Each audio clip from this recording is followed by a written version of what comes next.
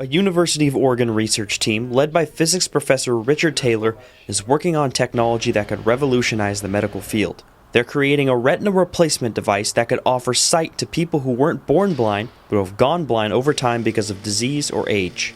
There are diseases that attack the back of your eye, this thing called the retina.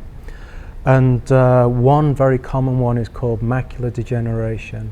And that disease is on the increase. So the predictions are that by 2050, 1 in 4 people over the age of 50 will have this disease. So think about that. That's 1 in 4 people will gradually go blind. At least 10 million Americans are living with macular degeneration. The new device would give back the vision of those who lost their eyesight to the disease. And while the device's development is still in its early stages, if successful, it could change people's lives forever. It's going to be an amazing thrill for me if, say, in 10 years' time, I could walk up to somebody who's just lost their vision and I say, here you go, I'll hand this on to the surgeon's going to put this in your eye and you're going to be able to see again.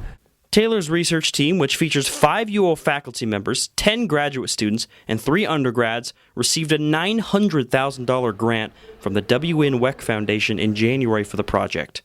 There are existing retina replacement devices available, but the device Taylor's group hopes to create would be unheard of. Unlike current devices in the field, it would connect electronically with the body's neurons to fix eyesight, instead of using traditional computer electronics to try and do so. The body's neurons are based on fractal geometry, shaped sort of like a tree. Euclidean geometry, which is traditional geometry taught in elementary school, is the basis for how the electrical circuits of computers connect. Nature, your body, for example, uses this fractal geometry. Your nerves are like 2 trees coming together and they join to make a circuit. We're using the same shapes as already in the nerves so that our electronics can effectively pass the signal from that implant into the nerves so they can pass it on to the brain.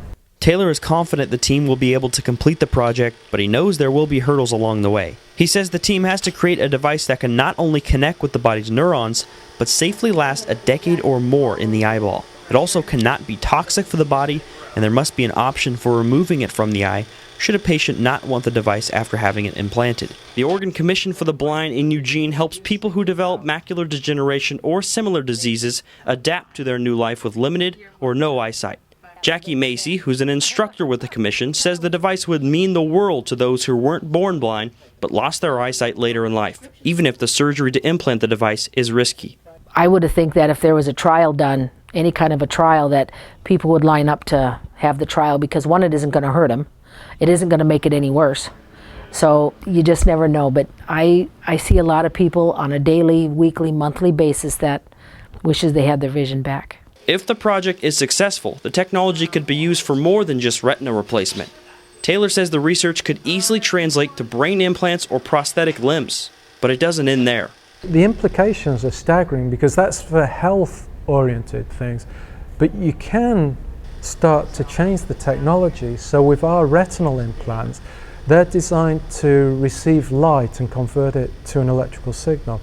It's relatively easy to just change that electronics so that it receives, say, radio waves. Then you can beam the internet directly into your eye. So you won't need any TV monitors, you won't need cell phones, you'll be just getting it directly into your eyes. And we kind of think of it as science fiction. But by the end of your lives, this will be very, very clearly science fact. Taylor says the graduate and undergrad students do most of the hands-on dirty work for the project. Kara Zapatelli, a second-year PhD student on the research team, says the work is stressful, but that it's easy to stay motivated when she takes a step back and thinks about the magnitude of the project.